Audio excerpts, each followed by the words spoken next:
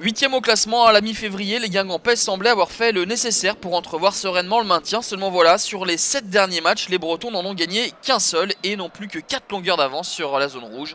Le TG de son côté a régulièrement oscillé entre les passes de relégables et celles juste au-dessus. C'est le cas actuellement avec simplement un point de plus que le TFC 18ème. Les premiers à tirer, ce sont les Bretons avec Christophe Mandane qui chauffe les gants de Leroy. Là en avant Guingamp toujours à l'offensive avec ce but inscrit contre son camp par Justgarde, mais une position de hors-jeu initiale de Mandane invalide ce but à la plus grande incompréhension de Jocelyn Gourvenec. Pourtant la décision de l'arbitre de la rencontre était la bonne.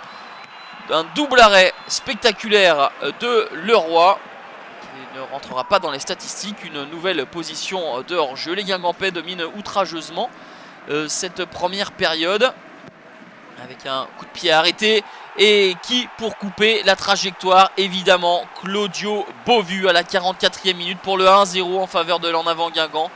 Claudio Beauvu qui est impliqué sur 12 buts lors de ses 16 derniers matchs. 10 buts et 2 passes décisives permet à l'EAG de virer en tête juste avant la pause. Une dernière opportunité avec la tête du défenseur central danois capté par Leroy. C'est donc en toute logique que Guingamp rentre au vestiaire avec cet avantage d'un but grâce à la 9e réalisation de la tête de Beauvu sur ses 17 depuis qu'il porte le maillot breton. La plus mauvaise défense du championnat à l'extérieur a donc cédé et c'est l'attaque qui va devoir réagir désormais. Et ce sont toujours les hommes de Jocelyn Gourvenec qui se montrent dangereux. Le centre pour Mandane qui ne connaît pas la même réussite que son compère d'attaque alors qu'il était complètement esselé dans la surface de réparation. Et manquer ce but du 2-0, eh bien le TG va égaliser à la 50e minute. La frappe de Thomasson est repoussée par le sol et Nicolas Blandi, l'Argentin arrivé du Mercato en provenance de San Lorenzo, le club du Pape, marque ici son premier but de la saison.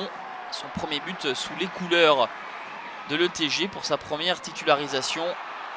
Un but partout donc, mais les Guingampais ne veulent pas en rester là. Et la frappe de Giresse qui prenait sans doute le chemin des filets est magistralement détournée par Benjamin Leroy, auteur de pas moins de 5 parades décisives dans cette partie.